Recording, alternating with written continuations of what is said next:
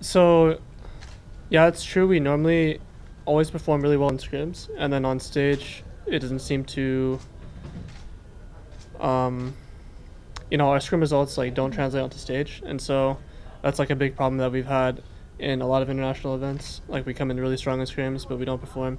So, we tried really hard to make sure we're as consistent as possible, and we took a lot of steps in practice to make sure that happens, and that's kind of the result of getting this first win. I mean, the game was really back and forth, and I think anyone could have taken it. Both teams made a lot of mistakes, and getting this win does give us a lot of confidence going into the future.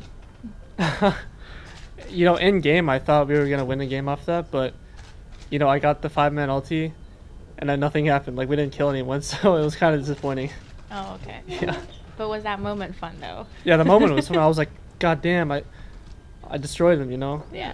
Yeah. No, like if you look at how the game played out, we didn't really make that many plays top. We kind of just got vision for me and then tried to counter their plays in our duo lane. So, I got a counter pick, and in that matchup, it's very hard for Cho to do anything without proper gank setup. So, given time, I'll just slowly take over the lane, and that's how it went.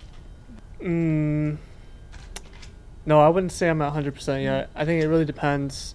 Because this game I kind of had it easy. I had really easy lane matchup, and there wasn't a lot of stress on me personally. So I think I can do a lot better. I feel like the mentality is different. Like some of our players just I feel like scrims are a lot more relaxed, and on stage in high pressure situations, they might not make the best decisions, and it's also a lot of team play related. If you don't have good fundamentals, then your on stage play will be a lot worse than scrims, because scrims are really chaotic and there's kills all over the place, but on stage it's a lot more controlled. And if you don't know how to make the right play or react to their play, then obviously you're gonna lose and start giving leads. So it's mainly about previously we didn't have the best fundamentals, and sometimes people just play worse on stage when there's a lot of pressure. Yeah, I think I played maybe 11 or 12 games, and it's just a lot of fighting. There's so much team fighting and skirmishes, and I think that's pretty good for solo queue, because mainly professional players play to get better at laning and mechanics on their champions. So I think it's very a very pure form of mechanical practice. There's not as much playing our objectives or Baron dances, but it's just fighting, and everyone has good mechanics, and it's kind of like an ARAM. People just walk down mid and fight each other. It's a lot of fun.